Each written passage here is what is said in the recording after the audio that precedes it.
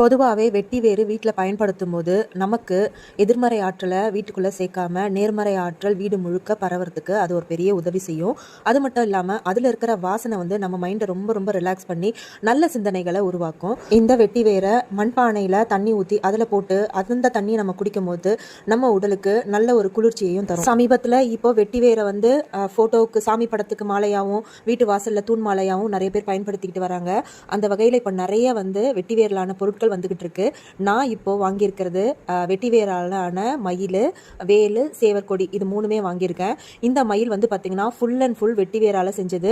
நல்ல வாசனைங்க இது. அது மட்டும் இல்லாமல் அதில் இப்போ டெக்கரேட்டிவாக நிறைய ஸ்டோன்லாம் வச்சு சூப்பராக பண்ணியிருக்காங்க. இந்த பொருட்களை நம்ம பூஜை ரூமில் வச்சு பூஜை பண்ணிக்கலாம். ஸ்பேஸ் இருந்துச்சுன்னா பூஜை ரூமில் வச்சுக்கோங்க. அப்படி இல்லைனா நீங்கள் ஹாலில் கூட வச்சுக்கலாம். எங்கே வைக்கிறீங்களோ அந்த இடம் நல்ல மனமாக இருக்கும். வாசனை கம்மியாகிற மாதிரி தெரிஞ்சதுன்னா அதில் லைட்டாக பன்னீர் தெளிச்சு விட்டிங்கன்னா போதும், நல்ல ஒரு வாசனை திரும்ப வந்துடும். இந்த பொருட்கள் எல்லாமே நான் மதுரை பூஜா ஹெர்பல் ஷாப்ல இருந்து தாங்க வாங்கியிருந்தேன். மயில் பொறுத்த வரைக்கும் முழுக்க முழுக்க வெட்டி வேரால செஞ்ச இந்த மாதிரி மயிலும் இருக்கு.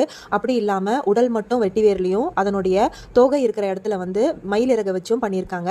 இந்த மாதிரி 2 விதத்துல கிடைக்குது. அவங்க பேஜை நான் டேக் பண்றேன். டீடைல்ஸ் எல்லாம் டிஸ்கிரிப்ஷன்ல வைக்கிறேன். வேணும்ன்றவங்க செக் பண்ணி பார்த்துட்டு வாங்கிக்கோங்க. வெட்டி வேரை யூஸ் பண்ணுங்க. பாடி மைண்டு ரொம்ப ரிலாக்ஸா இருக்கும். பை.